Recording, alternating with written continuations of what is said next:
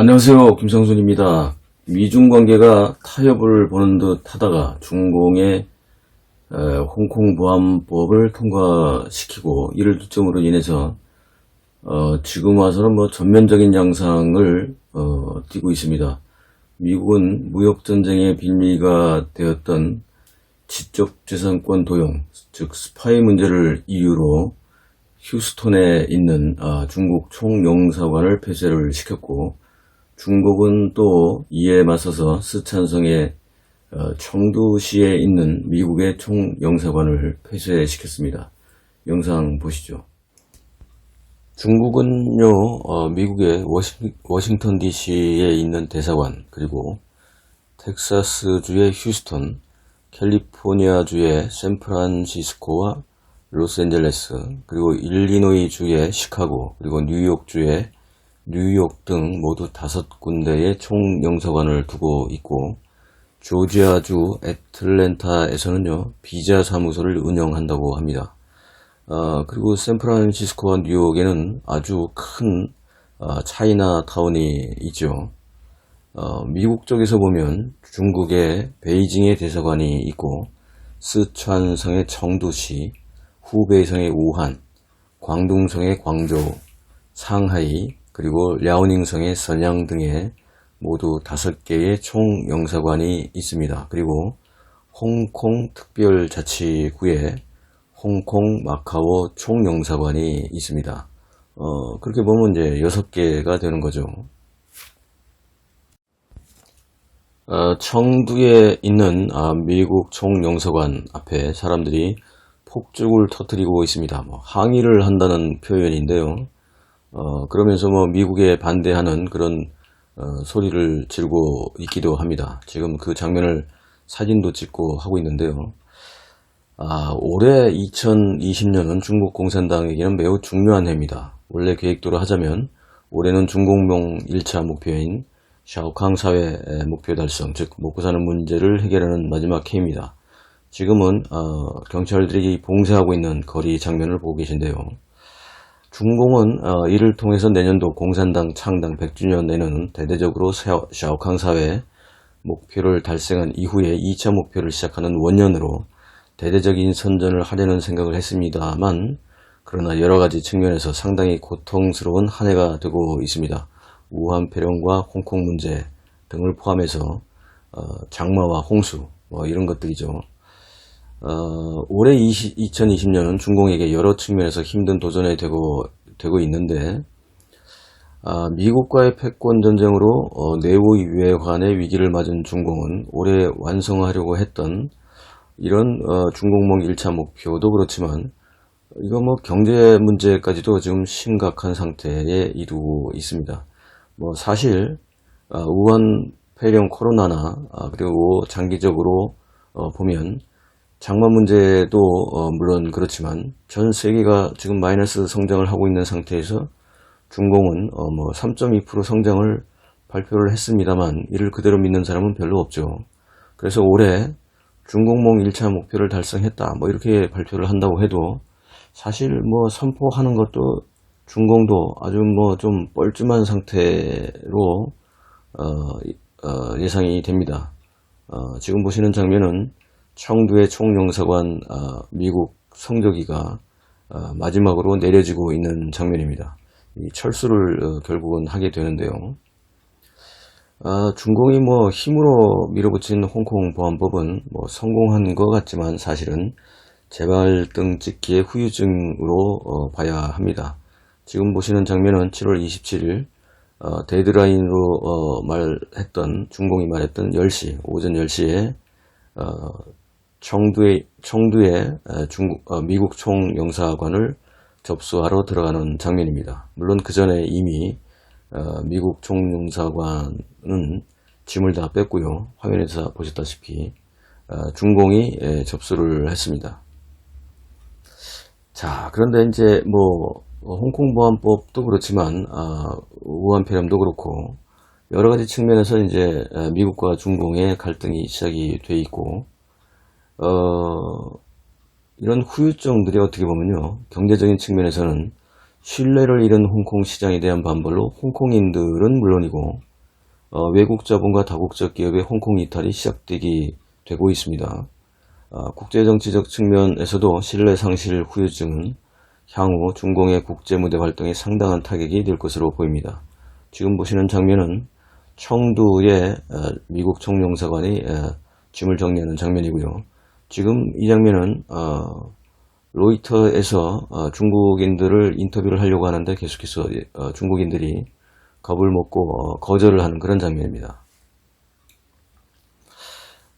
미국은요, 군사적인 측면에서도 영국과 캐나다, 호주, 일본과 같은 동맹국의 동남아 국가들과 인도까지 연합세력을 규합해서 미국은 남진아해에서 2개의 항모전단을 동원하고 연합훈련을 하고 있습니다. 지금 보시는 장면은 작년에 휴스턴에서 중국 총영사관이 망년회를 개최하는 장면입니다. 그리고 그 망년회에서 사교적인 춤도 추고 이런 활동을 했던 휴스턴. 그러나 이 휴스턴이 이번에 미국이 텍사스주의 휴스턴 주재 중국 총영사관 폐쇄를 강행한 것은 이쪽 휴스턴 쪽이 실제로 과학 기술 정보 집결지로서 중공 스파이들의 목표가 되고 있다, 이렇게 미국이 판단했기 때문입니다. 지금 폐쇄 통지를 받고 난 뒤에 내부에서는 짐을 옮기고 내부 서류를 태우고 이런 장면들이 지금 보이고 있는데요. 미국이 휴스턴 중국 총영사관을 폐쇄하라고 요구한 것은 제가 볼 때는 2가지, 즉 경제적 실익보호와 정치적 강압의 2가지 의미로 우리가 볼 수 있다, 이렇게 생각을 합니다. 말씀드렸듯이 첫 번째는요, 경제과학적 의미로 과학기술 정보 직결지로서 중공 스파이들이 활동이 그동안 이미 참을 수 없는 수준까지 갔다, 이렇게 판단을 했기 때문에 지적재산권을 절도해서 기술을 훔치고 이런 것들을 그러니까 지적재산권 침해를 막아야 되고, 동시에 로열티 수입 같은 경우도 일시에 사라지는 타격을 미국은 막겠다는 겁니다. 이 경제적인 의미에서 보면 그렇습니다. 그리고 이 때문에 미국의 실리콘밸리 중심지인 샌프란시스코 중국 총영사관도 다음에 타깃이 되지 않겠느냐, 이런 또 의견들이 나오고 있고요. 둘째는 정치적인 의미로 1979년 미국이 중국과 수교한 다음에 중국이 처음으로 개설한 게 휴스턴 총영사관이었기 때문에 미국의 요구에 의해서 1979년에 처음 개설한 이 영사관이 폐쇄된다는 것은, 그리고 이 영사관 부지를 그대로 건물과 부지를 뺏긴다는 것은 미중 관계가 단교를 넘어서 전면적으로 갈 수 있다, 이런 강압적 의미도 제공하고 있기 때문에 이런 측면에서 중국 내부의 분란과 중국 인민들의 불안 심리를 가중시킬 수도 있다, 이런 의도적인 의미도 있다고 봐야 됩니다. 휴스턴 중국 총영사관은 미국이 요구한 퇴거 시간인 현지 시간 7월 24일 오후 4시에 맞춰 영사관을 폐쇄했고 미국이 접수를 했습니다. 말씀드렸던 대로 청두 미국 총영사관도 7월 27일 오전 10시에 폐쇄되었습니다. 자, 미국의 다음 행보가 주목되지 않을 수 없습니다.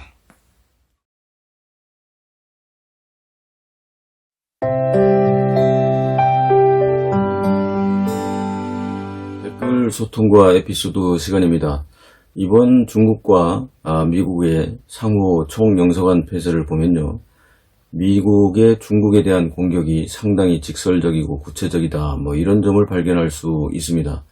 7월 23일 폼페이오 국무장관의 대중국 포용정책 중단, 그리고 멸공정책 강화, 이것을 선포한 다음에 휴스턴 중국 총영사관 폐쇄 통제와 함께 이 영사관을 회수해버렸죠.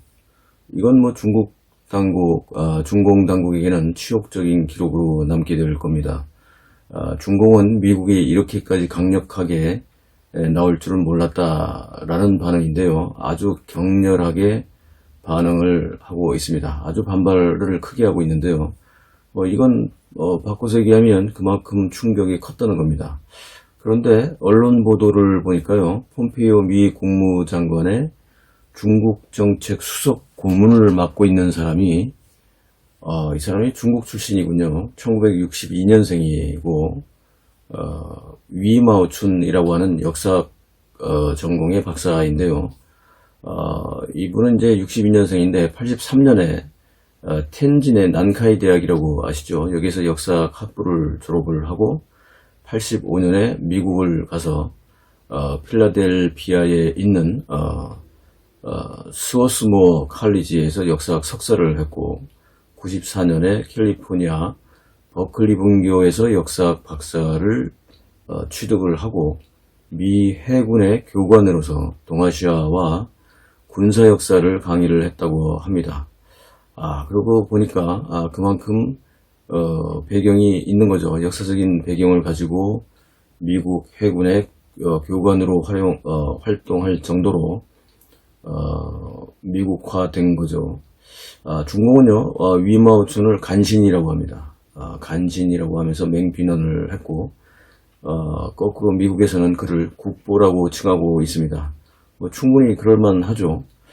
인류의 공적이라고 비난을 받는 폼페이오 장관과 간신으로 욕을 먹고 있는 위마오춘이 함께 중공에게 가장 아픈 비수를 찌른 건데요. 미중 수교와 미중 관계의 발전에 있어서 가장 상징적인 의미였었던 휴스턴 총영사관을 강제로 폐쇄를 시키고 중공의 영토 대우를 받던 총영사관을 압수해서 접수해버린다는 것은 정말 치욕적인 조치가 아닐 수 없습니다. 그만큼 상징적인 의미가 큰 건데요. 체면을 중시하는 중공과 중국의 습성을 단번에 무시하고 짓밟은 효과는 물론이고요. 제가 볼 때는 중공의 권력 투쟁에 내부 갈등도 유발시켰지 않겠느냐 이런 생각이 들고요. 중국 인민들의 불안 심리 조장까지 해서 일석삼조 이상의 효과도 누렸고, 그 다음에 대외적으로도 미국의 강력한 대중공 압박 정책이라고 하는 것을 여실하게 보여준 걸로 보여집니다. 우한 폐렴으로 혼란스러운 세계 질서에서 미국이 제대로 역할을 하고 있다, 이런 걸 보여준 의미도 있죠. 그렇기 때문에 이번 미국의 휴스턴 중공 총영사관 폐쇄 이 사건은요, 아주 중요한 역사적 변곡점으로 제가 기억을 할 필요가 있다, 이렇게 말씀드릴 수 있습니다.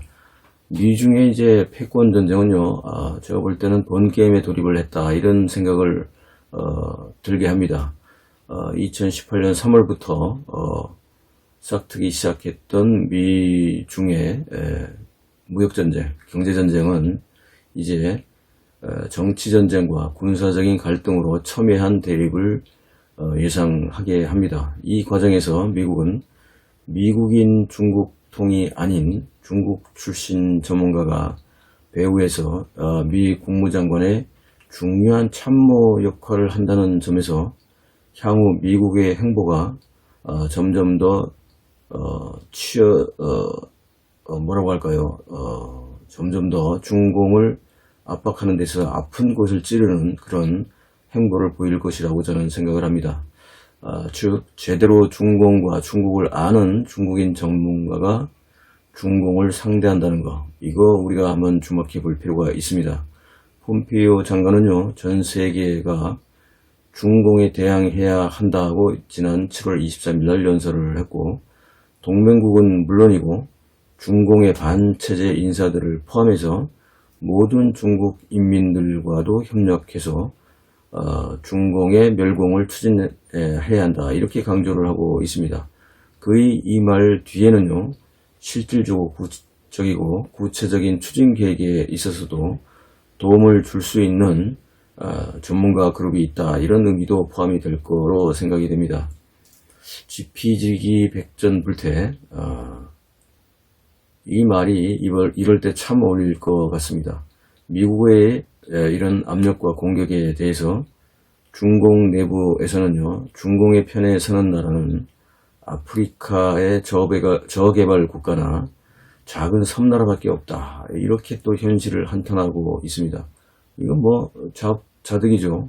우리가 좀 계속해서 이거 좀 지켜볼 필요가 있겠습니다. 이 내용에 대해서는 제가 매주 일요일 날 지금 계획하고 있고 첫 방송을 했죠. 일요소통 시간에서 제가 좀 더 구체적으로 다루도록 하겠습니다. 다음 방송에 뵙겠습니다. 감사합니다.